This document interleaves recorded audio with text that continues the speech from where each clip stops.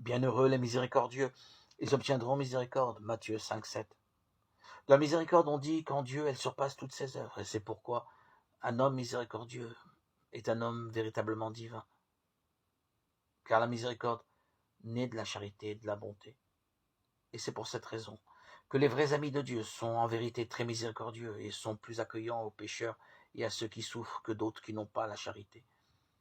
Et comme la miséricorde est née de la charité que nous devons avoir les uns envers les autres, d'homme à homme, si nous ne l'exerçons pas, notre Seigneur nous en demandera un compte particulier au jour du jugement dernier.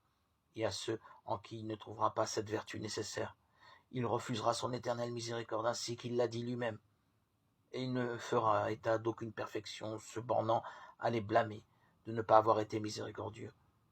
Cette miséricorde ne consiste pas seulement en dons, mais elle s'exerce aussi à l'égard de toutes les souffrances qui fondent ou peuvent fondre sur ton prochain. Celui qui voit cela sans témoigner à ses frères une véritable charité et une réelle sympathie dans toutes ses souffrances, et qui ne ferme pas l'œil sur leurs fautes dans un sentiment de miséricorde, cet homme-là a sujet de craindre que Dieu ne lui refuse sa miséricorde. Car à la mesure dont tu auras mesuré, à la même mesure on te mesurera à ton tour. Matthieu 7, 2.